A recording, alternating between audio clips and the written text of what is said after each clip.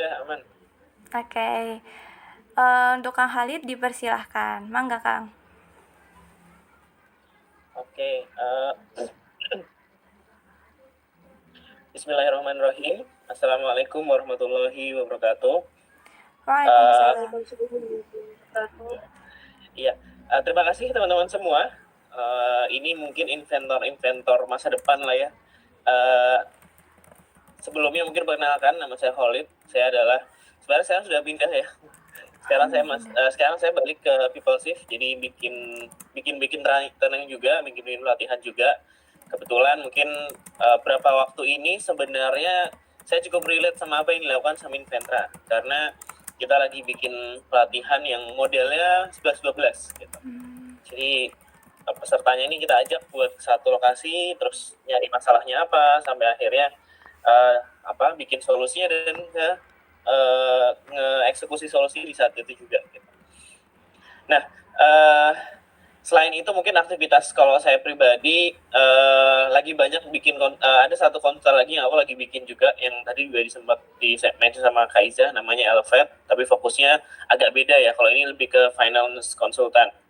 Mungkin nanti kalau mau ngobrol-ngobrol boleh lah gitu.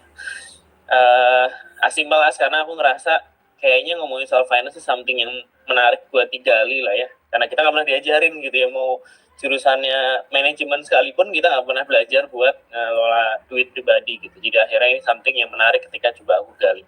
Nah, kembali ke materinya, materi utama kita hari ini, kita pengen ngomongin soal gimana sih sebenarnya cara yang tepat atau cara yang pas gitu ya buat mencari sebuah problem, dan akhirnya nanti of course akan ini ya, menemukan solusinya itu gimana sih caranya gitu ya. Hopefully ini bisa jadi bekal buat teman-teman ketika nanti teman-teman sudah sedang menjalankan project Inventranya ya gitu.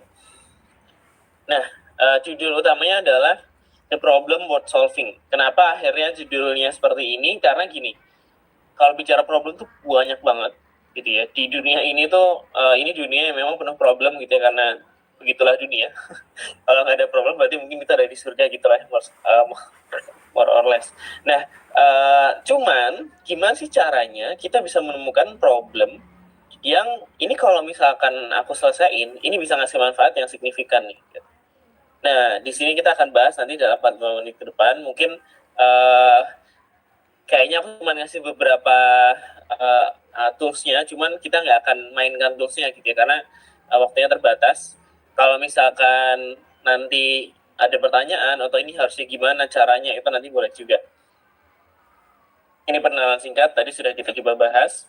Sebelum masuk ke sana, saya pengen menyepakati sebuah ground rules. Ground rules-nya simpel banget.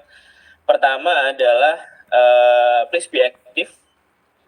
Jadi kalau ada apa ngomong gitu ya, ada yang oh ini mas ini gimana sih maksudnya dan sebagainya, itu ngomong. Dan sebisa mungkin be positif juga. Kalau ada kalau misalkan lagi ada problem yang sedang dipikirkan, coba tinggalkan dulu, kita fokus ke sini dulu. Nggak akan lama, paling cuma 1 jam aja. Dan terakhir, kalau misalkan ada something yang menarik, yang insightful buat catat, karena aku yakin ini bisa jadi bekal yang menarik buat teman-teman semua. Nah, aku pengen mulai dari kita coba lihat kondisi kita sekarang gitu ya. Ini aku izin play satu video sebelum kita mulai ya. Ya, mangga, Kang. Yep. Nah ini.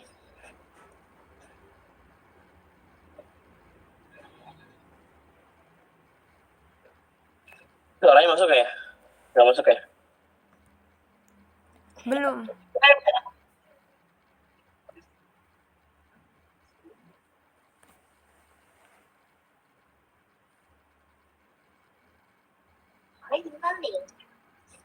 Sorry, sekarang soalnya udah masuk belum ya? Sudah, Masih Kang. belum kena. Udah? Sudah. Belum? Oh sudah. Oh berarti sudah masuk, cuman kecil dari tadi. Iya. Enggak?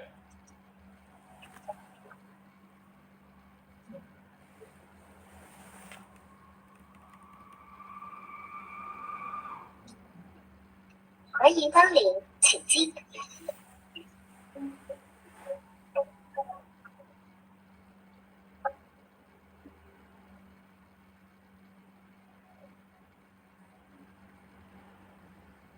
支付成功。有位支付商品，请放回货架。谢谢陌生人进入。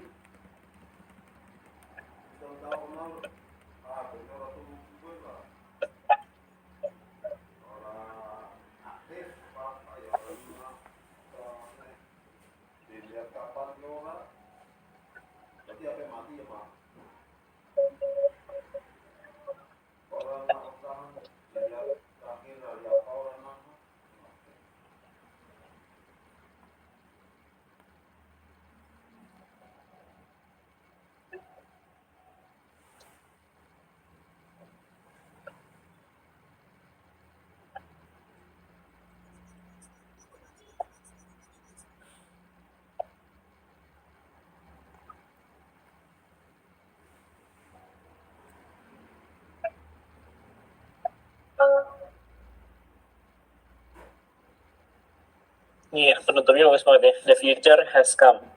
Nah, sebelum aku lanjutin, mungkin aku pengen deh ya ke teman-teman semua. Kalau ngelihat hal tadi, itu komentarnya gimana sih? Apa yang ada di pikiran teman-teman ketika ngelihat si bingo box ini? Ada yang mau ini nggak share ke kita nggak? Satu atau dua orang boleh. Mungkin langsung open mic aja, nggak ada masalah ya. Ya, boleh. Bagi anak teh yang mau menanggapi, boleh langsung open mikrofonnya. Ada? Ada? Ini sekalian kita sambil ngecek ini ya. Presence-nya ini by apa nih kira-kira? Boleh, ada lagi ada yang mau open? Kalau nggak ada sukarelawan, kita coba tunjuk ya. Biasanya kalau nggak ada sukarelawan, kita berubah jadi paksawan. Iya, boleh. Siapa ya? Mas Fabian Rosan. Panitia sih itu, tapi nggak apa-apa. Oh, panitia. Nggak apa, boleh lah ya. Iya, nggak apa-apa. Ya, Mas Fabian. Oh, Mas Fabian ini MC yang tadi ya? Iya, betul. MC yang tadi. Iya, Kang. Oh iya, boleh.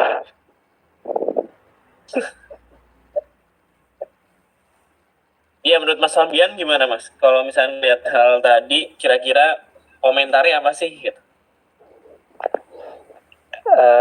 Ya, kayak tadi sebelumnya karena melihatnya sekilas ya, mungkin terkait permasalahan tadi itu mengenai dalam pandangan pribadi aja sih Kang, itu tuh lebih ke sepertinya lebih ke ini ya, kurang dalam hal mengetahui aja gitu Kang, mengetahui dari suatu objek yang amati gitu atau dilihat gitu sih Kang. Oke. Tapi kalau menurut Mas Fabian kan tadi bingo box ini kan sesuatu yang kayaknya super otomatis, nggak butuh banyak orang. Ini kalau di Indonesia sebenarnya mungkin terjadi nggak sih ini barang gitu? Mungkin aja sih Kang. Tapi lihat juga dari sisi ininya sih Kang, apa? Penggunaan di suatu tempatnya gitu Kang. Misalnya apakah mereka itu lebih ke cenderung paham ya akan alat tersebut gitu ya. Gitu. Jadi cara pandang orang-orang kan biasanya beda ya, mungkin dalam hal latar belakang atau misalnya terutama sih pendidikan gitu Kang. Gitu sih misalnya. Iya. Oke, terima kasih Mas Fabian. Oke. Mungkin sebagai gambaran ke teman-teman ya, surprisingly sebenarnya perusahaannya udah ada di Indonesia gitu ya, tapi namanya bukan Bingo Box ya, ada another company dan udah tinggal launching aja nih.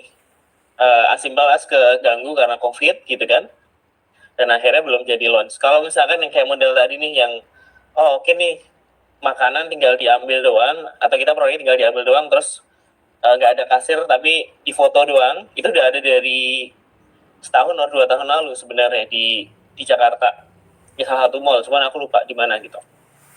Jadi sebenarnya kalau bicara the future has come, sebenarnya udah ada nih, future-nya itu udah ada. Kita sudah dihadapkan pada kondisi yang udah jauh banget berbeda.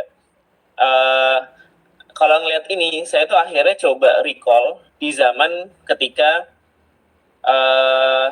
ini kalau nggak salah waktu itu aku masih kuliah gitu ya.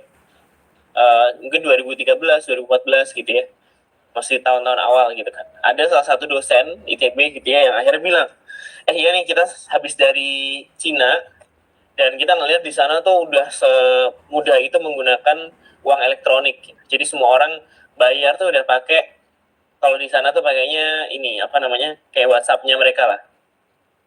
Gitu. Jadi kayak semacam payment di WhatsApp-nya mereka. Semua orang udah pakai itu. Waktu itu saya cuma mikir kayak,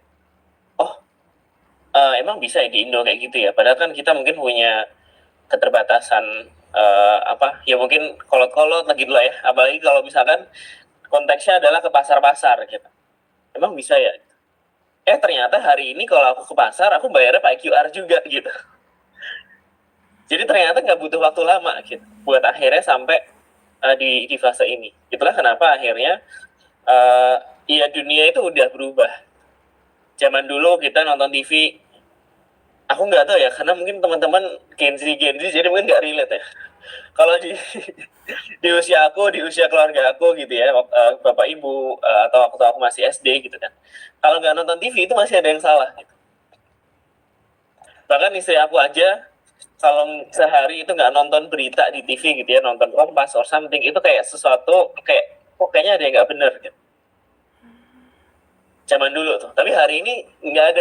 Even kayak banyak keluarga yang memilih untuk nggak ada TV, atau TV tuh even aku sekarang tuh TV nggak bisa connect ke channel-channel yang umum, jadi kayak RCTI gitu tuh nggak aku masukin gitu. Cuman yang penting bisa connect internet aja. Jadi kalau mau YouTubean bisa, kalau mau Netflix bisa, kayak gitu. Sederhana karena ternyata ya aku nggak nonton itu gitu loh. Dan kalau mau nonton global, RCTI atau something, pada akhirnya kan bisa kita akses lewat internet juga. Jadi asalkan udah bisa masuk internet, bisa selesai. Macam-macam. Cara research zaman dulu harus ke perpustakaan, mungkin udah nggak relate banget buat teman-teman gitu ya. Sekarang kita punya ChatGPT, punya Google, gampang. Cara komunikasi, cara beli gitu ya, cara belanja itu juga udah beda banget. Dan ini yang akhirnya membuat apa yang efektif hari ini, apa yang menjawab masalah hari ini bisa jadi nggak menjawab masalah di masa depan, dan begitu sebaliknya. Yang dulu tuh udah oke banget, hari ini tuh nggak ada apa-apanya. Nah, begitu pula dengan problem-problem yang ada sekarang. Ini kita dihadapkan pada kondisi yang udah serba canggih, serba keren gitu ya, tapi kok kita juga masih punya banyak problem lah gitu. Kita tuh hari ini aku pengen coba ngasih teman-teman tools atau metode yang bisa membantu kita menyelesaikan problem-problem SDGs gitu ya, problem-problem yang memang jadi problem dasar kita as an human being, as an orang Indonesia gitu kan. Tapi kita akan coba pakai use case di perusahaan, karena pada akhirnya ini akan relate juga gitu.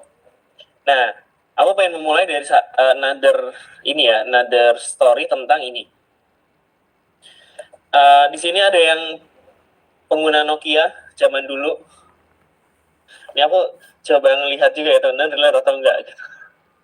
Mungkin boleh kasih reaction boleh, atau komen di kolom chat juga boleh tuh. Oke, masih ada lah ya. Ternyata ini antara teman-teman nggak semudah itu atau saya nggak setua itu lah, kira-kira gitu ya. Ini sebenarnya pidatonya CEO-nya Nokia waktu dia at some point bangkrut. Walaupun sebenarnya nggak bangkrut banget ya. Jadi cuman produk utama dia itu udah nggak bisa go to market lagi. Padahal zaman dulu itu kalau ada HP modelan Nokia baru itu kayaknya cepet-cepetan lah gitu. Nokia tuh kayak sekarang mungkin kayak Samsung gitu ya, head to head sama Apple zaman dulu. Saya banget zaman SD, oh ini ada yang baru nih, udah bisa bikin ringtone sendiri gitu. Atau udah ada game baru gitu, udah bisa pakai snack dan sebagainya lah gitu-gitu. Itu zaman dulu banget. Cuman somehow dia gagal gitu. Somehow perusahaan dia akhirnya bangkrut. Dan ini yang exactly diomongin sama CEO-nya. Kita nggak salah, kita nggak melakukan sesuatu yang salah gitu loh. Maksudnya gue kerja, dia kerja, setiap orang di perusahaan kerja, KPI-nya terpenuhi, target-target pekerjaannya selesai, orang research, orang dan bukan berarti mereka nggak research juga ya, bukan berarti mereka nggak bikin ini kira-kira produk barunya apa, tapi research juga dijalanin gitu. Cuman nggak tahu kenapa mereka lose gitu, mereka kalah. Nah ternyata reason dibalik itu adalah ya akhirnya mereka nggak innovate, mereka nggak coba untuk melihat ke depan ini kira-kira yang kita lakukan itu udah menjawab masalah atau enggak gitu. Karena salah satu yang paling kerasa ini mereka kan kalah sebenarnya bukan dengan Android awalnya, tapi dengan mereka kalah waktu itu sampai BlackBerry, terus muncul Android, itu juga tambah parah lagi. Nokia akhirnya nggak bisa keep up dengan perkembangan Android itu. Android itu pertama kali dia launch gitu ya, dia udah punya nih, dia deketin Nokia juga, karena anyway dia butuh partner buat ngembangin sistemnya gitu kan. Tapi Nokia karena dia merasa ini perusahaan gede nih, gue udah punya banyak hal, ya dia nggak mau ngapain gitu, mendingan saya bikin sendiri. Akhirnya dia bikin sendiri OS namanya Symbian. Lo tahu ya, dulu HP Android awal tuh masih ada tuh, masih bisa keep up beberapa lah ya, ada Symbian. Terus akhirnya Symbian nggak works, dia kerjasama sama Windows gitu ya, jadi Nokia pakai OS Windows, tapi somehow nggak works juga.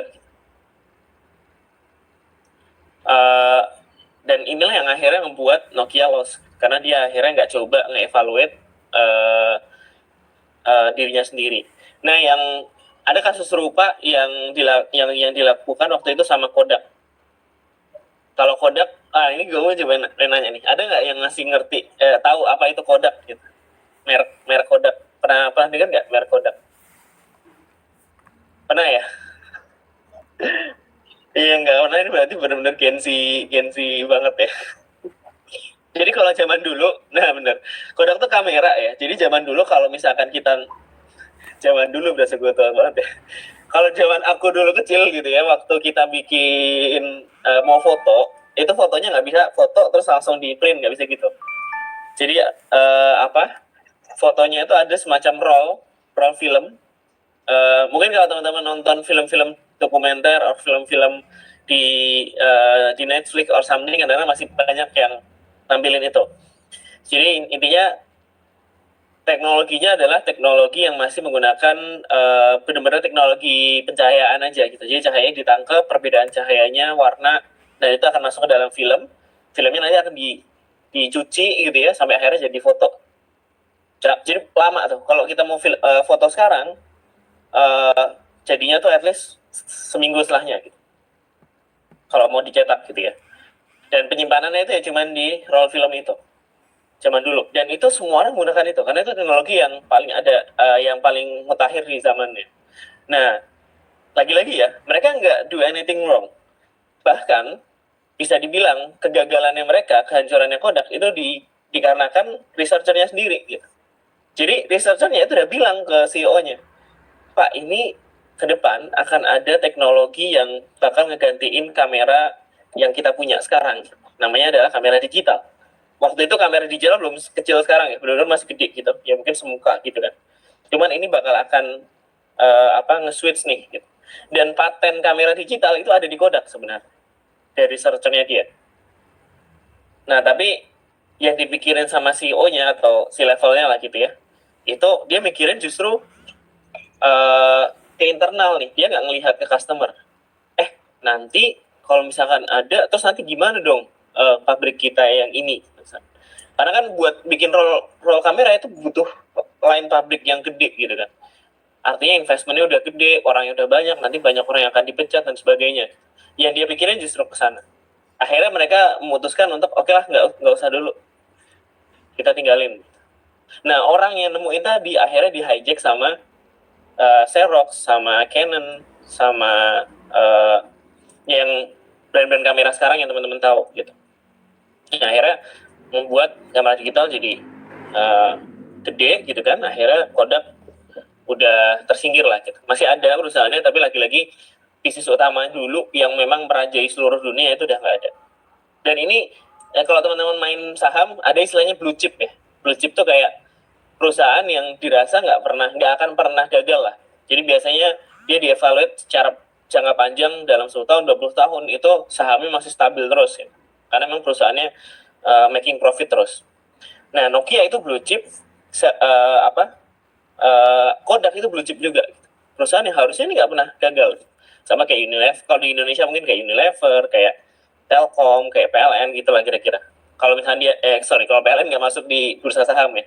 Kayak ya Unilever, terus apalagi ya macam-macam lah yang perusahaan segede itulah, atau mungkin bank-bank, BCA dan sebagainya.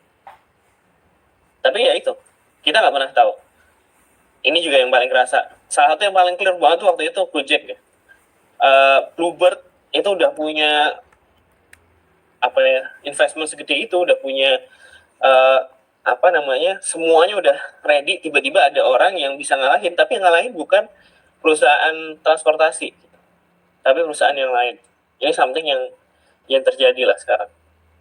Nah, tapi kalau misalkan kita mau ngomongin perubahan, memang akhirnya dari zaman dulu juga berubah.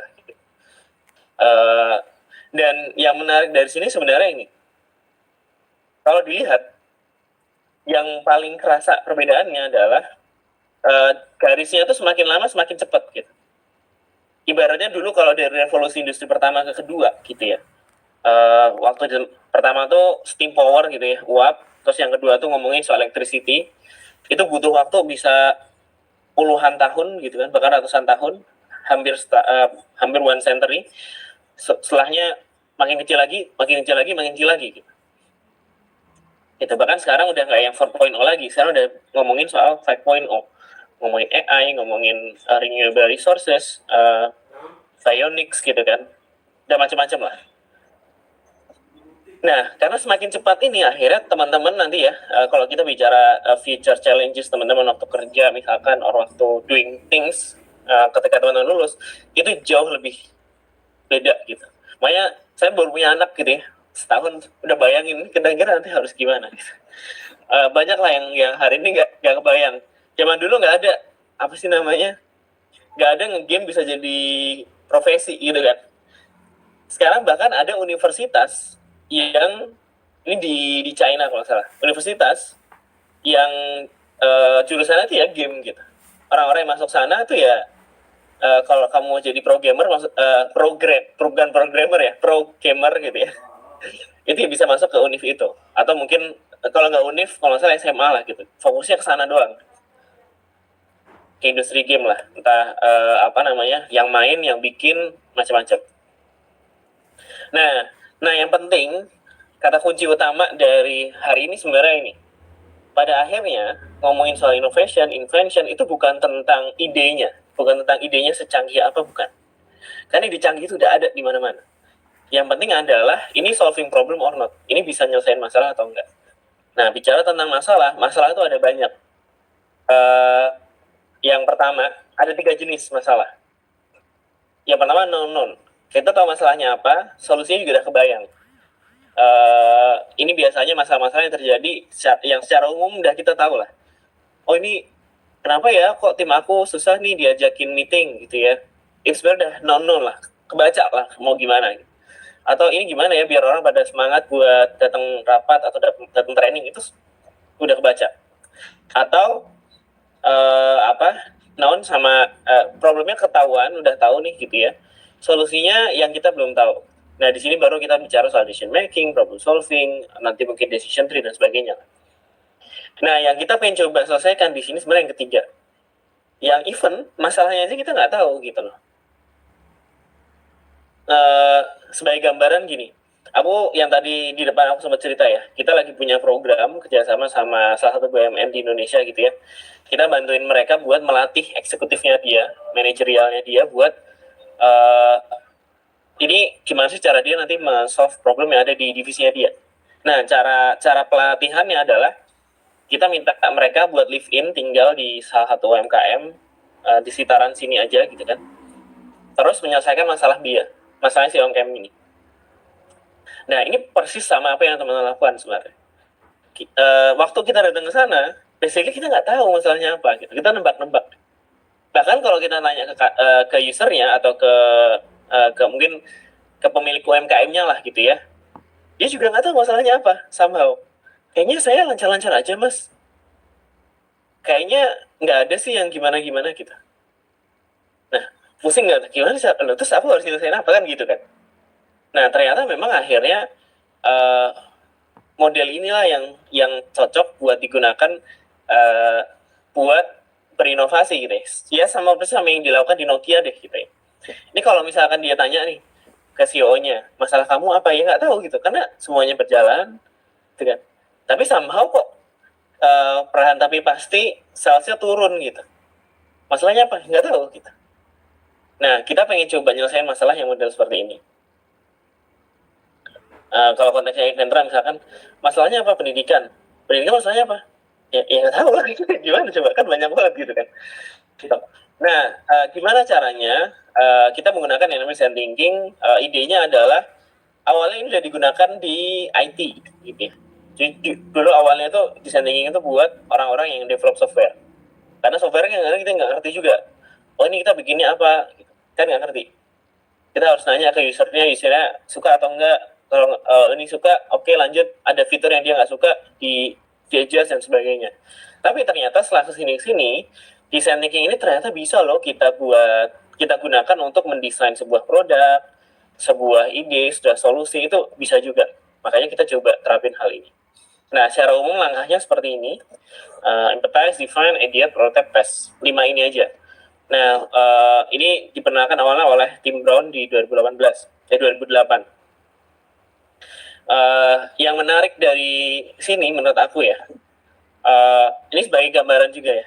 Jadi program yang kemarin yang tadi aku sampaikan itu mereka akan menginap tuh more or less di UMKM itu sekitar 2,5 hari, 3 hari 2 malam.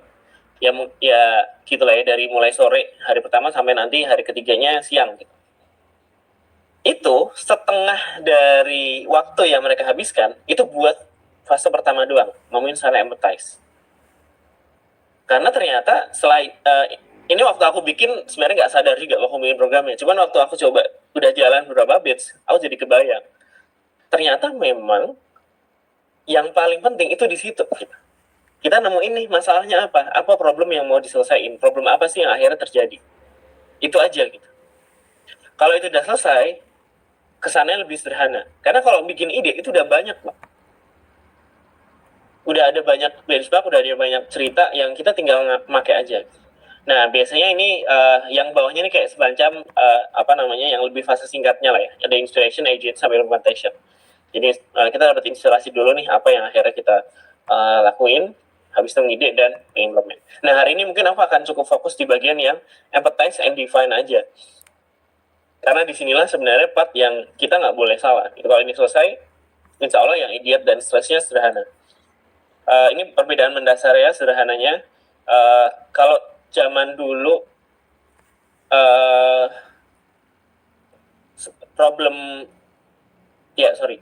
mungkin aku ini ya, sebenarnya gini, kalau zaman dulu satu solusi itu menyelesaikan masalah yang clear gitu ya, atau mungkin bisa nyelesaikan, oh ini bisa 2 atau 3 masalah gitu ya. Kalau ini itu bisa dibilang kita nggak fokus on solusi mana yang kita ambil, tapi kita fokus dulu buat ngejembrengin masalah semuanya. Habis itu kita milih gitu masalah mana yang akhirnya paling matters, dikelompokin, baru ngasih solusi yang sebenarnya nggak usah banyak-banyak, satu aja gitu. Nah, tapi yang paling penting adalah ini. Pada akhirnya, it's all about customer. Ini akan dimulai dan diakhiri oleh customer. Atau usernya teman-teman siapa nih? Itulah kenapa user itu jadi paling penting. Ini mungkin aku coba highlight beberapa hal yang aku lihat zaman dulu ya. Zaman dulu waktu aku mahasiswa kan banyak banget kan model-model kayak PKM gitu ya, project-project termasuk juga Inventra dari 2013 juga sudah ada Inventra. Cuman kadang-kadang hal yang paling mendasar yang tidak dilakukan adalah ini gitu. Kadang-kadang innovation, it's all about di banyak orang gitu ya mikirnya it's all about the inventor itself gitu. Oh, gue pengen bikin ini nih. Oh, kayaknya kalau aku bikin ini menarik deh. Kayaknya ini akan nyelesain banyak masalah orang. Nah, ini yang sebenarnya jadi crucial pattern yang kita harus hindari. Gitu. Sebisa mungkin kita tahu dulu masalahnya apa, baru kita mulai solving the problem itself. Pada dasarnya, boleh nggak kita mulai dari ide? Boleh. Maksudnya, kayak misalkan nih, tiba-tiba kita pikiran, kayaknya kalau aku bikin paguyuban UMKM yang fokusnya buat ngelatih dalam konteks marketing, digital marketing misalkan gitu, kayaknya bagus deh. Sebenarnya boleh nggak? Boleh-boleh aja gitu. Karena yang tadi 5 nih ini itu nggak yang harus benar-benar urut dari ini doang, dari yang empathize dulu nggak. Cuman ketika teman-teman udah ada ide, itu harus di revalidate dulu ke customer. Ini benar nggak sih masalah dia? Benar nggak sih digital marketing jadi problemnya dia? Kalau nggak, ya fail. Itulah kenapa kalau di dalam training, kalau aku misalnya lagi ngajar atau lagi ngebikin training yang concernnya ke design thinking banget, justru itu aku hindari banget.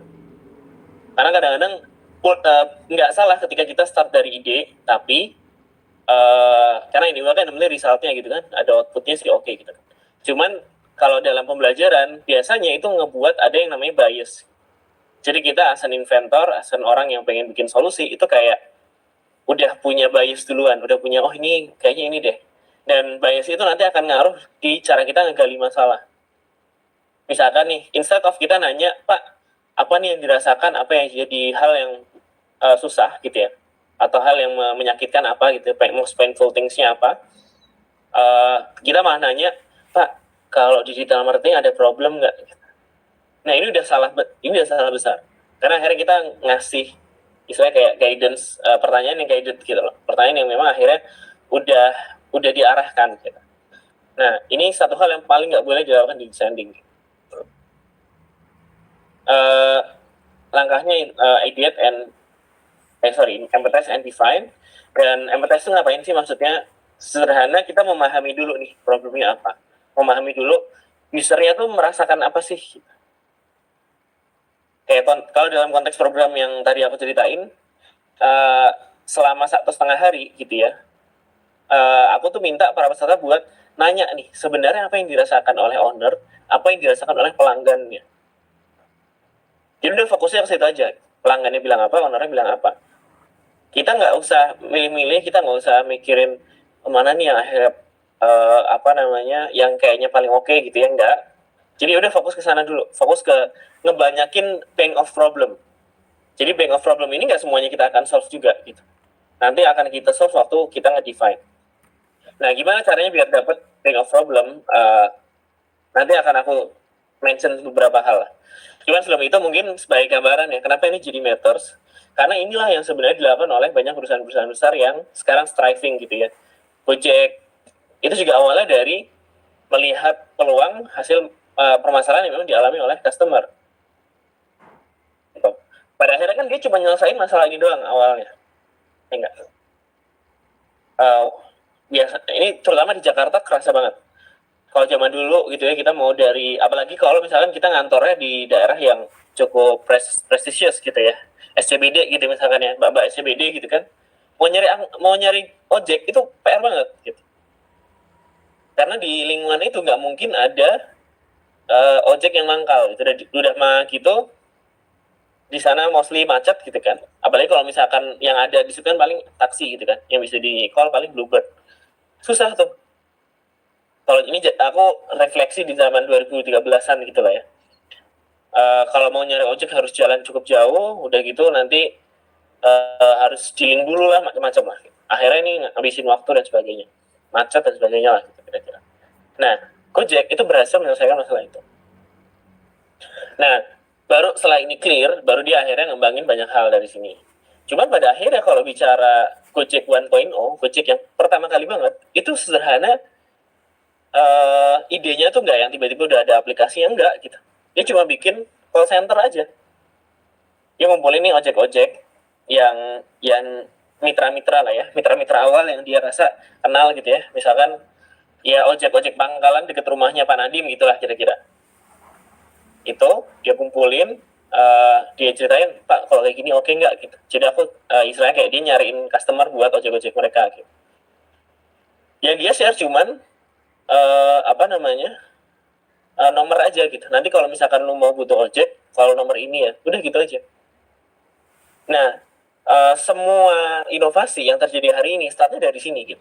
Dia akan mulai dari sesimpel mungkin. Another contoh yang lain ya. Mungkin karena kita semua kaum mendang-mending kayaknya ya, pasti pada pakai Flip kan, biar akhirnya menghilangkan biaya transfer gitu kan. Walaupun sekarang biaya transfer juga cuma 2.500 gitu kan. Itu masih mau dihilangin juga. Zaman dulu Flip itu modelnya bukan yang akhirnya langsung aplikasi juga gitu. Pertama kali dia cuman broadcast message. Kalau misalkan mau transfer antar bank, bilang gua ya gitu. Jadi nanti dia bikin banyak rekening. Jadi kalau ada orang yang transfer, dia transfer ke rekening yang bisa dari Mandiri ke BCA. Mereka transfer ke rekening Mandirinya Flip. Nanti uang yang di BCA gitu. Dia udah punya uang yang cukup banyak gitu, di Mandiri ada, di BCA ada misalnya gitu ya. Terus yang dari BCA langsung transfer ke tujuannya dia gitu. Aku termasuk orang yang awal-awal tuh udah pakai Flip dari awal. Makanya interface-nya nggak sebagus sekarang. Nggak langsung nggak langsung auto, nggak butuh waktu agak lama biasanya transfer zaman awal dulu, kayak at least 10 menit lah. Jadi emang waktu itu kalau misalnya kita mau pakai Flip ini transaksi yang nggak buru-buru. Ini ngirim uang bulanan ke orang tua gitu ya, nggak yang kalau sehari pun juga nggak ada masalah gitu kan. Ya kayak gitu-gitu biasanya. Itu contoh yang lain. Atau contoh yang lain apa ya? Airbnb. Airbnb itu ya kalau di Indonesia sebenarnya nggak terlalu terkenal ya. Cuman kalau di luar negeri ya ini kayak Traveloka-nya lah ya, buat nyari hotel. Zaman dulu Airbnb nggak ada payment-nya bahkan di awal. Dia cuman platform yang menghubungkan antara renter, orang yang mau nyewain, sama orang yang mau nyewa gitu. Nyewa apartemen atau nyewa rumah gitu ya. Jadi kan kadang orang tuh banyak punya apartemen tapi nggak pakai gitu kan. Nah, daripada kosong dan daripada kalau misalkan nyari orang yang mau ngerem atau mau nyewa sebulan tuh susah, mendingan ke Airbnb aja, nanti yang nyewa harian pun bisa masuk. Nah, oke. Ini another contoh, mungkin aku nggak terlalu dalam aja ya. Ini Mika Joan, ini juga sama. Intinya akhirnya dia nyelesain masalah aja. Itulah yang menyebabkan dia bisa serami itu. Masalahnya ternyata sederhana, orang kalau makan pedes biasanya punya levelnya masing-masing gitu ya, nggak mau pedes. Ada yang misalkan kayak aku pengen pedes tapi nggak pengen pedes banget, atau ada yang pengennya pedesnya maksimal. Nah, dengan level-level itu jadi something. Terus antrinya tuh sebenarnya walaupun panjang, cuman cepat cara bikinnya tuh. Jadi semua orang tahu ketika dia dapat tempat duduk, dia akhirnya order, itu nggak butuh waktu lama, paling 5 menit 10 menit udah langsung datang, bahkan lebih cepat dari itu. Artinya ini jadi menyelesaikan masalah aja. Nah, intinya kalau teman-teman bisa dapetin nih pain problemnya apa yang jadi masalahnya user, insya Allah solusinya even yang sederhana pun bisa masuk gitu. Oke. Iya. Nah, aku langsung masuk ke sini ya. Nah, cara berempati gimana? Sebenarnya ada 3 metode yang dilakukan. Kalau dalam konteks program yang aku jalanin sendiri, biasanya kita akan lihat nih. Kalau misalkan waktunya terbatas, gue akan fokus ke yang engage. Gimana caranya kita bisa wawancara ke customer. Kalau ternyata waktunya cukup, 3-tiganya kita cobain, kita jeblengin. Gitu. Ini case-nya yang program aku yang tadi aku cerita ya, yang ke UMKM, ya mereka akhirnya melakukan 3-tiganya. Mereka wawancara ownernya, wawancara customer-nya, mereka nyobain nih cara ngerjainnya gimana gitu ya. Misalkan ini UMKM-nya bikin kue lapis gitu ya. Jadi dia coba cara bikin kue lapis itu gimana sih? Dia bikin adonannya ke loyang dan sebagainya. Terus mereka observe juga, dia ngelihat proses yang terjadi itu kayak gimana. Dari 3 ini kan udah punya nih bank of problem, baru nanti dia akan coba refocusing mana yang akhirnya paling work. Nah, teman-teman juga bisa melakukan hal yang sama buat project Invera teman-teman. Coba dilihat siapa nih usernya. Misalkan, saya pengen bikin sekolah perpustakaan buat anak sebenarnya gitu ya, perpustakaan buat warga sekitar. Ini coba ditanya dulu. Pertama tentuin dulu customer siapa yang sebenarnya pengen dibantu. Itu harus clear banget. Karena kadang-kadang, saya pengen bikin perpustakaan. Emang siapa ya target kamu yang mau masuk perpustakaan? Ya siapa aja yang mau. Nah itu paling nggak boleh tuh. Karena kalau kayak gitu akhirnya ya jadi mungkin ya barangnya jadi perpustakaannya ada gitu ya, cuman kagak ada yang datang anyway gitu loh, karena dia nggak tahu juga ini mau buat siapa. Jadi mau buat siapa itu paling penting, customer siapa itu paling penting. Kalau nggak tahu customer ya mending nggak usah bikin apapun gitu kan. Tentuin dulu siapa customernya.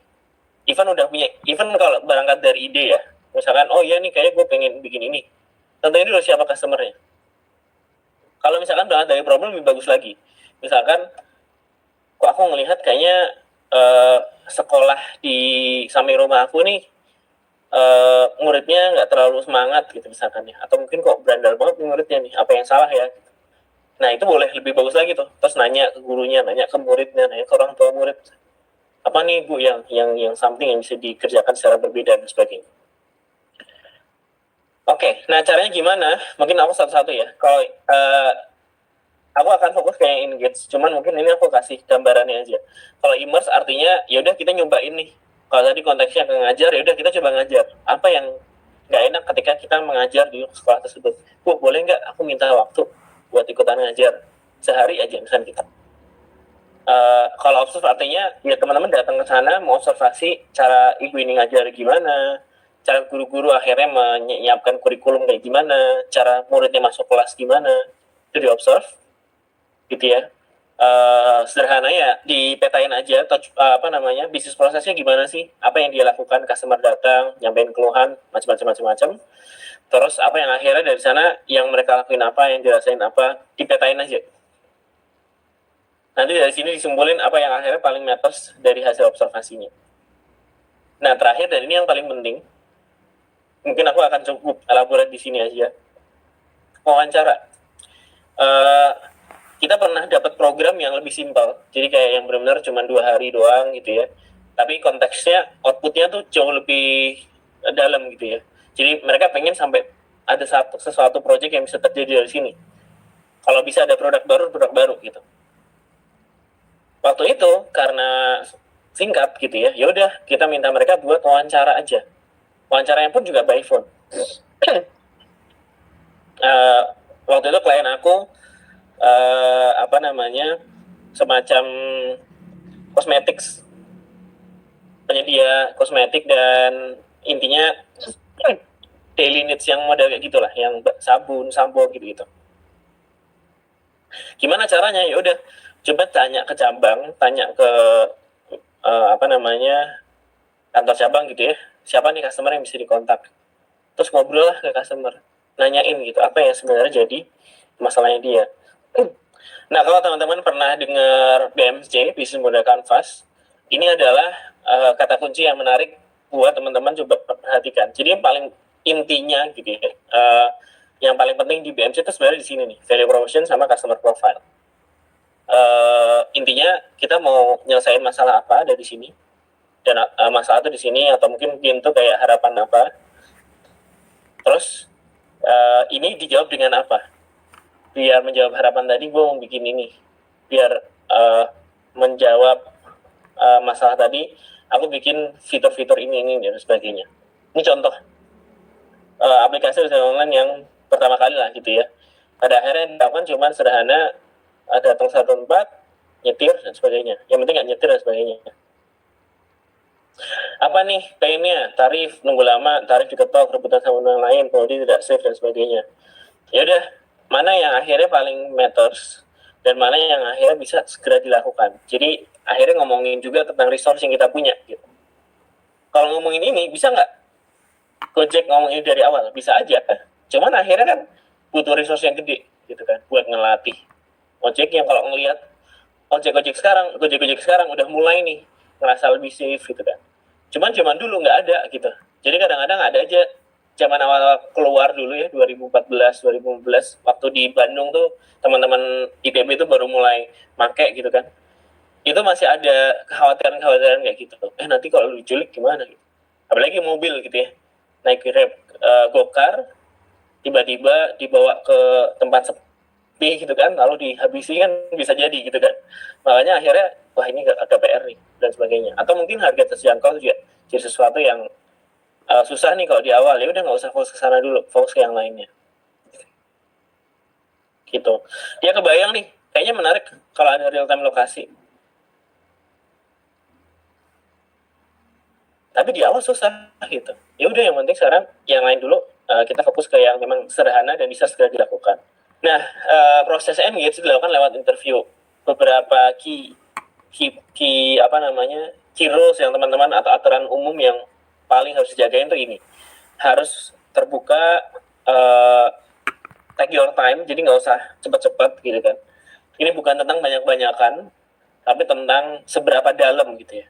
Kita bisa memahami masalah customer ya. Karena kalau kita bicara interview proses di design thinking, itu teman-teman dapat 10 orang aja gitu ya, itu udah more than enough. Beda sama teman-teman di kuesioner ya. Kalau kuesioner kan kayak 10 pasti dimarahin sama dosen gitu kan.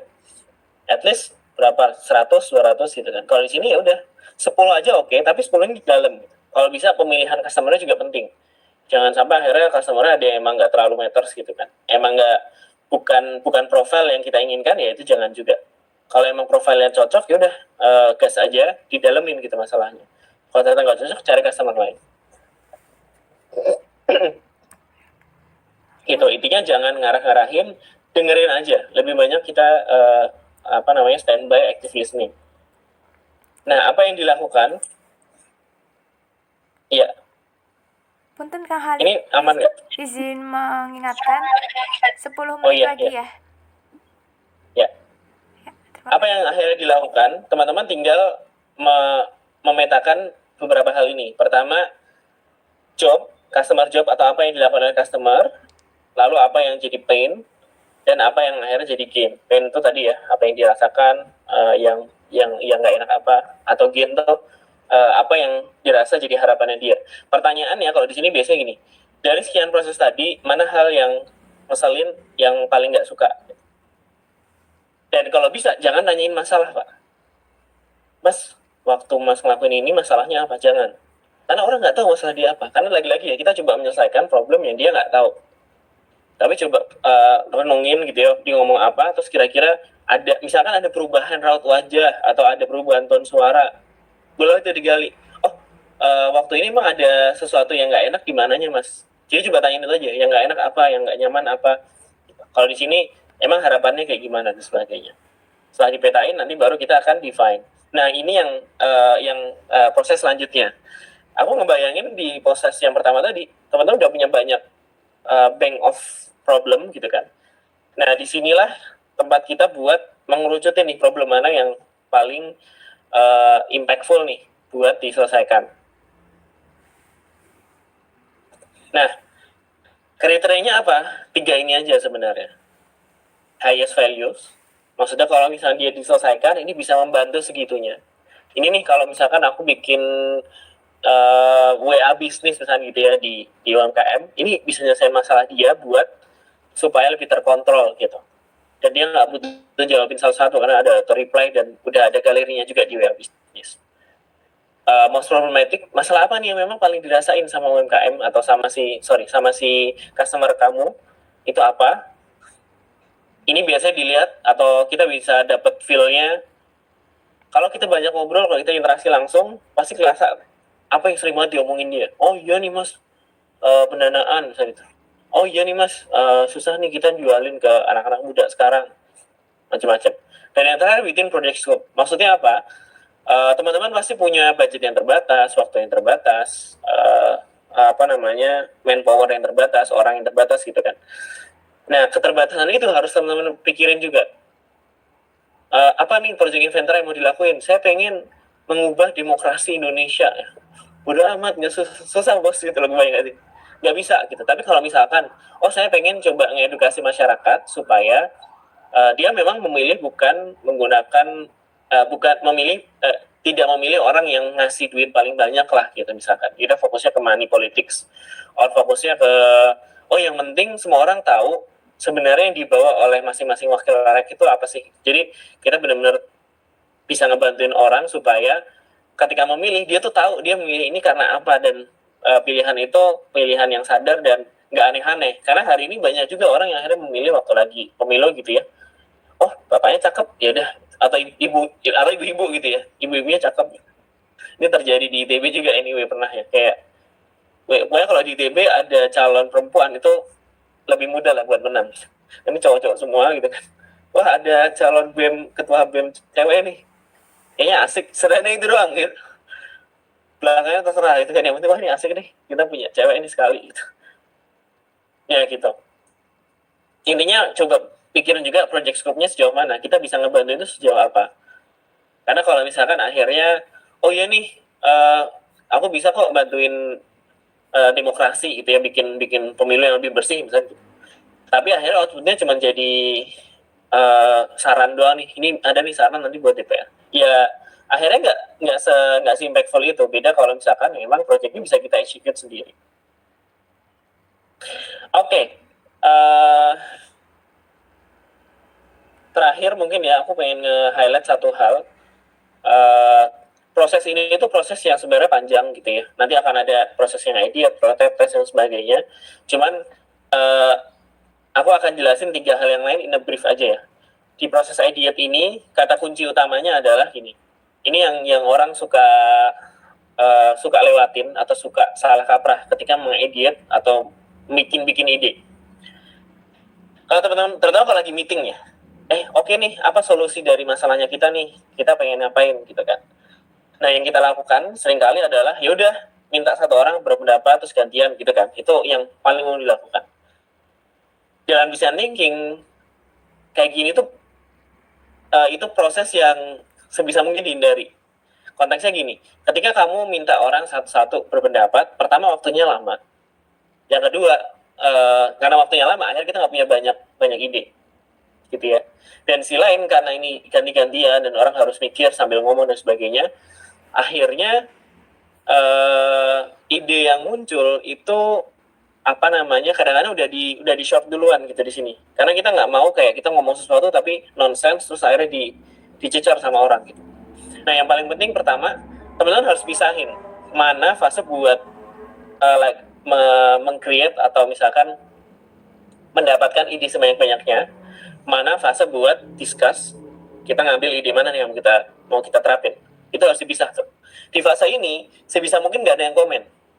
Secara metode terserah, kalau misalnya kayak tadi mau ngasih ide satu-satu gitu ya, bisa nih kayak gini, bisa nih kayak gini, pakai ngomong tuh nggak ada masalah juga.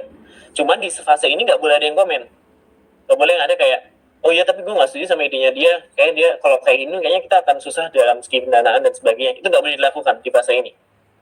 Cukup bikin ide, kalau misalkan idenya adalah ide yang hasil elaborasi dari ide temennya misalkan, kayaknya bisa deh kita bikin layanan konteksnya cuman WA aja, nanti kalau misalnya ada yang butuh langsung order by WA. Terus misalkan ada yang ide lagi, kayaknya kalau WA lebih bagus WA bisnis kalian deh, supaya akhirnya ada katalognya juga. Itu nggak apa-apa, tulis aja. Tapi kalau misalkan idenya menegasikan atau akhirnya konteksnya itu mulai ngeseleksi ide mana, itu jangan. Gitu ya. Nah, proses ini juga banyak caranya. Tadi ada yang brainstorming tadi modelnya, atau mungkin ada waktu juga buat akhirnya benchmark mana nih yang udah dilakukan di luar yang bisa kita langsung tinggal terapin aja, atau misalkan ya udah kita tulis bareng-bareng nih pakai Jamboard atau pakai apa gitu kan, atau mungkin kalau lagi offline tulis di papan tulis masing-masing, itu juga boleh. Itu lebih enak lagi. Baru setelah selesai kita ngomongin pengerucutan ini baru diskusi nih. Oke, dari ide ini mana yang akhirnya misalkan voting dulu deh, mana yang menurut kamu bagus, satu orang voting 2, 3 dan sebagainya. Nah di sini baru ada diskusi. Itu aja paling pentingnya. Kalau di prototype pentingnya adalah start small, bikin semurah mungkin, sederhana mungkin yang bisa segera dites. Apalagi teman-teman punya waktu cuma 3 bulan, nggak mungkin teman-teman bikin perusahaan dalam 3 bulan gitu ya. or some sort. Dan yang penting idenya apa, dicoba dengan semudah mungkin. Habis itu segera diimplement. Tes ini maksudnya implementasi. Komentarnya apa namanya customer kayak gimana sih? Sebagai contoh, another contoh ya. Di PeopleShift dulu kita sempat bikin bootcamp zaman dulu lah ya, bootcamp yang data science lah, digital marketing yang gitu-gitu. Nah, pertama kali ketika kita bikin prototype, kita cuma bikin Google Form aja. Google Form sama postingan di IG. Kalau misalkan gue bikin kayak gini, siapa sih yang mau daftar? Sederhana itu. Kalau tidak selesai, baru kita akan iterate lagi, kita akan kembangin lagi. Oke, itu mungkin gambaran 5 langkah di design thinking yang teman-teman bisa terapkan ketika nanti teman-teman ngedevelop anything projectnya teman-teman. Aku kembalikan ke Mbak Iza, kalau mau ada yang mau ditanyain atau mau dielaborate boleh. Oke, baik. Terima kasih Kang Khalid atas penjelasannya yang sangat luar biasa. Nah, bagi teman-teman yang ingin bertanya, silahkan boleh langsung open mic-nya. Tadi kan banyak banget ya. Dari empathize sampai ke tes itu banyak banget yang harus dipersiapkan oleh teman-teman yang sebenarnya ini nggak bisa dalam waktu singkat, tapi karena kita ada batasan waktu, jadi mungkin hanya prototipe-prototipenya aja gitu ya Kang Khalid.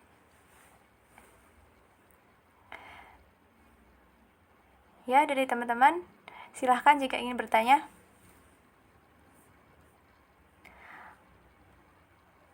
Boleh juga ditanyakan misalnya yang berkaitan sama proyeknya teman-teman, mumpung masih di awal gitu ya.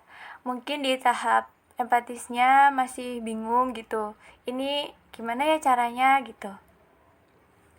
Biar bisa relate sama yang dibutuhkan sama orang-orang, tapi juga bisa sesuai juga sama program yang bakal teman-teman jalankan ke depannya kayak gitu.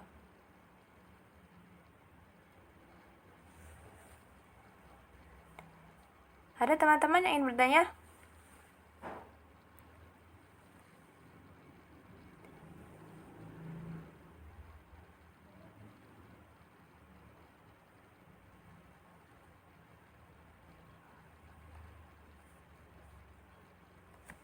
Mungkin belum ada yang ingin bertanya ya Kang. Mungkin saya yang ingin bertanya, kalau dari Kang Khalid gitu ya, dari 5 langkah ini, menurut Kang Khalid yang paling challenging itu yang mana?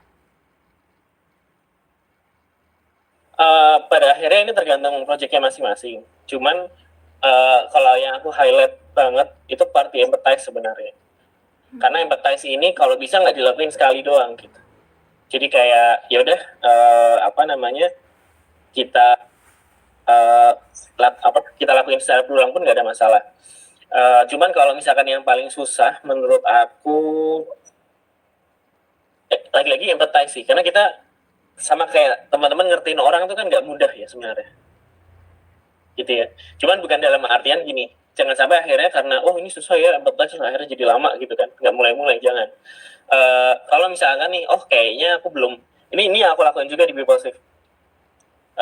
Karena proses empathize ini kadang-kadang bakal PR, jadi yaudah bikin sampling sederhana aja. Aku wawancara, kalau dalam konteks aku, karena aku training provider gitu ya, prototipe-nya ya sederhana, aku bikin proposal aja, proposal penawaran ke perusahaan-perusahaan. Nanti langsung dites aja, dikasih aja ke partner-partner kita, ke klien-kliennya kita. Kalau kayak gini oke nggak? Kalau nggak oke udah tinggal diganti. Jadi jangan sampai akhirnya itu jadi panjang gitu loh. Jangan jadi lama, jangan. Cepat aja mainnya. Cepat, kalau salah kan evaluate ganti lagi. Cepat, kalau salah evaluate ganti lagi. Itulah kenapa tadi prototype itu jangan yang terlalu yang terlalu sophisticated, jangan. Kecil-kecil tapi sering.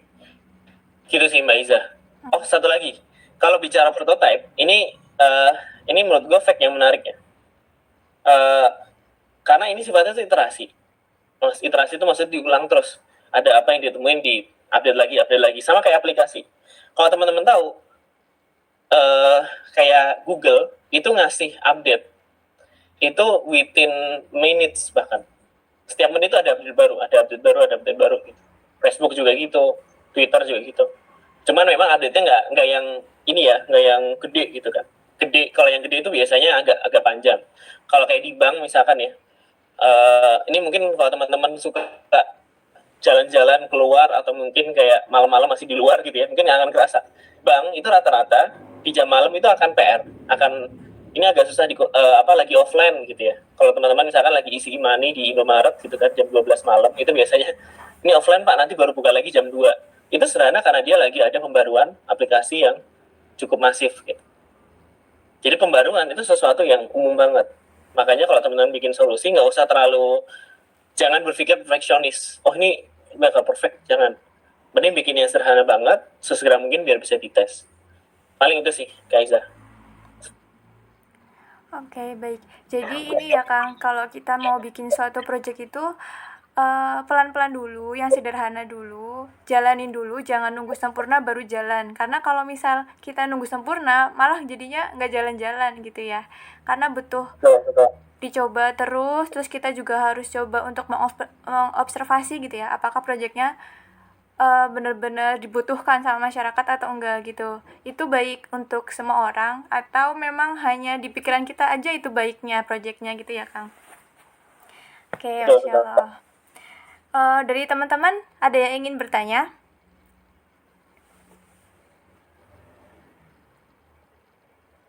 Oh, ini ada yang bertanya Kak di kolom chat. Permisi Kak, boleh tolong jelaskan lagi tentang langkah yang ketiga tadi, tentang ideat. Gimana caranya menemukan ide solusi yang cocok untuk permasalahan yang sudah kita temukan sebelumnya? Terima kasih. Dari Kak Sarah Nurul Faridah. Oke. Pertama gini, satu hal yang kita nggak pernah tahu solusi mana yang cocok. Itu satu ya. Jadi kayak kita cuma bisa kayak berasumsi, oh ini paling bagus. Itulah kenapa part idiot ini bukan hasil akhir, tapi ada tesnya kan, ada iterasinya tadi ya, kita tanya lagi customer ini menjawab masalah atau enggak. Makanya di part idiot yang penting adalah bikin sebanyak-banyaknya, bikin out of the box mungkin. Setelah itu baru kita mikirin pakai logic ini mana yang paling make sense gitu.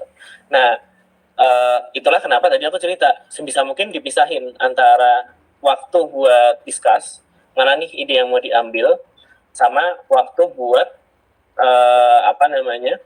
buat mengerucutkan ide gitu. Nah, ini yang prinsip yang paling penting ya waktu kita berideasi. Jangan pernah ngasih kritik di awal. Jadi kalau kita lagi meeting nih, oke, idenya apa? Misalnya di tim internal kita ya, idenya apa? Jangan akhirnya dari awal itu udah mulai dikritik. Jadi kumpulin dulu aja sebanyak-banyaknya ide. Setelah dapat 25-50 ide gitu kan, of course ada yang nggak make sense gitu kan di situ. Mungkin sambil jelasin dikit-dikit ini idenya apa dan sebagainya. Habis itu baru kita discuss buat tentuin ide mana yang diambil. Nah, taunya cocok atau enggak gimana, kita nggak tahu. Ya kita cuma bisa berpikir as an human being gitu ya. Sebagai manusia kita mikir, oh kayaknya kalau gini bisa nih ngejawab masalah.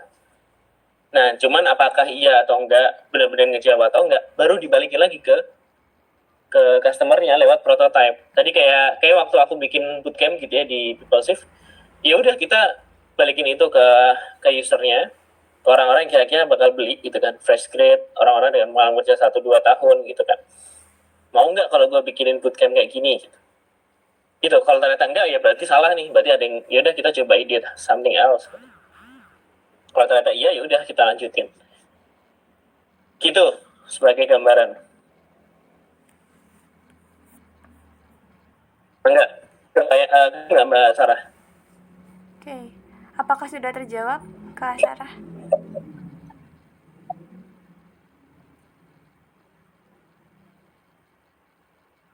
Terjawab, oke. Terima kasih. Nah, dari teman-temannya lain, kalau misal berkendala buat buka mikrofonnya, boleh diketik seperti Kak Sarah.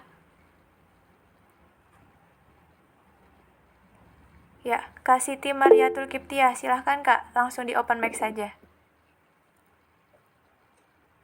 Oke Kak, Kak izin off cam ya sebelumnya. Ya, mohon maaf. Baik. Terima kasih atas kesempatannya. Izin tanya Kang, jadi mungkin ini lebih ke project yang kelompok kami buat gitu. Jadi kami udah mulai pilih judul kan, jadi judulnya mengenai komunitas universe sebagai pendidikan kepemudaan untuk mendewasakan pemuda muslim dengan metode practical life.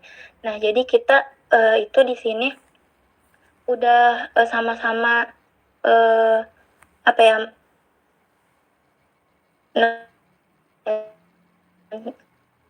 kita memilih untuk menyelesaikan masalah. Kita lihat di kalangan remaja itu masih belum menjadi seperti pemuda yang sesungguhnya gitu kan, masih banyak yang labil dan sebagainya.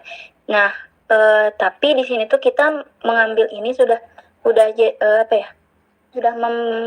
mencoba membuat solusinya dengan membuat komunitas agar kita tuh di sana tuh bisa bersama-sama untuk membersamai remaja itu untuk mendewasa. Jadi target sasarannya pemuda usia 12 tahun sampai 22 tahun. Nah, jadi tapi kita dari rangkaian itu belum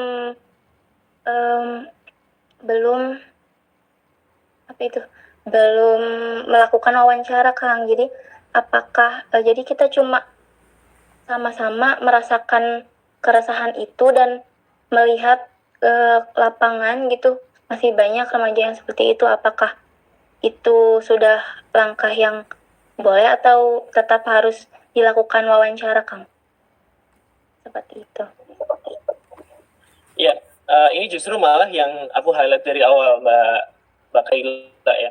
Memang akhirnya problem ini kesalahan Mbak inventor juga. Problem itu seringkali muncul dari diri kita sendiri, it's okay. Karena kan, kita ngerasa ini nih, kayaknya enak deh kalau orang akhirnya dibantuin ngembangin diri gitu kan, more or less. Cuman kita butuh nanya ke objeknya, ke customernya, bener nggak sih hal ini terjadi? Kalau perlu customernya lebih dispesifikin, misalkan nggak usah ngomongin satu Indonesia deh, ngomongin aja di satu sekolah deh gitu. Karena kan mungkin 12 sampai sekian tahun kan berarti kira-kira masih usia SMP atau SMA gitu kan ya. Kita fokusnya ke satu sekolah, atau mungkin kalau mau fokus ke komunitas yang udah ada, misalkan kayak ini komunitas rohisnya SMA gitu ya. Kita fokusnya dulu ke situ. Nah, karena nanti setiap customer gini, ketika kita milih customer sebisa mungkin tuh sedetails. Jadi kalau bisa ya udah orang ini gitu. Orangnya siapa tuh bahkan kita tahu kalau bisa. Jadi akhirnya masalahnya jadi lebih real. Karena kalau misalkan kita mau generalisir ke satu kota gitu ya, itu akan susah banget menggunakan ini ya. Jadi mendingan ambil customer yang lebih kecil. Misalkan kalau yang aku bayang ya, entah kerjasama sama sekolah atau organisasi OSIS misalkan gitu ya. Ya udah fokus aja ke sana, tanya ke OSISnya, tanya ke sekolahnya. Artinya bisa ngobrol ke anak SMP-nya sendiri, bisa ngobrol ke orang tuanya atau ngobrol sama wali murid, apa yang bisa dibantu dari situ gitu ya. Kayak gitu sih. Cuman tetap kalau tadi nanyanya harus ngobrol atau enggak, ideally harus ngobrol. Karena kalau misalkan ini masih ada di otak kita doang, susah nih. Maksudnya masih di sekitar kita nih, sama-sama orang yang bikin, itu nanti akan ada bias. Karena mau gimana pun kalau kita bikin sesuatu kan kita ngerasa ini enak gitu kan. Ini kayak kamu bikin roti lah gitu. Mau segaya enak apapun ya enak gitu kan, karena kita sendiri yang bikin gitu. Kita mungkin gambarannya. Baik, Kak. Terima kasih atas pencerahannya.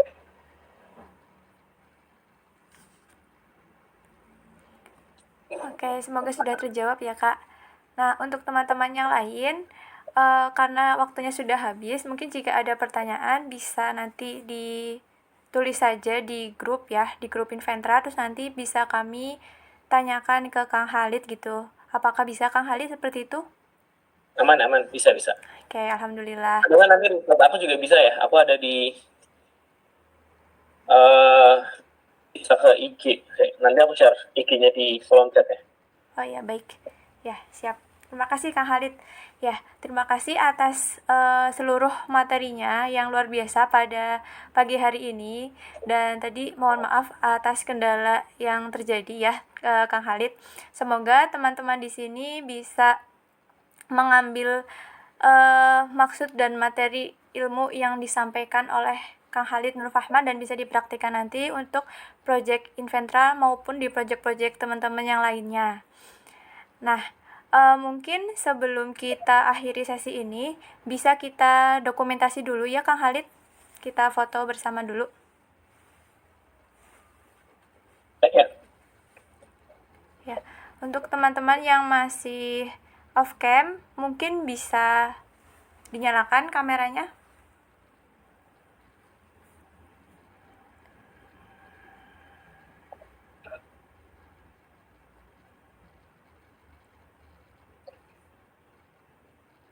Sama punten Kang Khalid, mungkin ini bisa di stop presenting dulu slide-nya. Pak. Ya.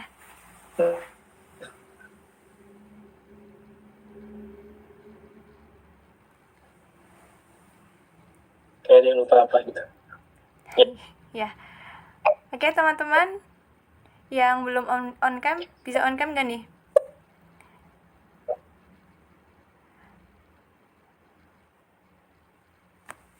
Dari Kak Rais, sudah siap untuk ini screenshot? Insya Allah siap. Oke. Saya hitung ya, atau Kak Rais aja yang hitung? Silahkan Kak, dihitung.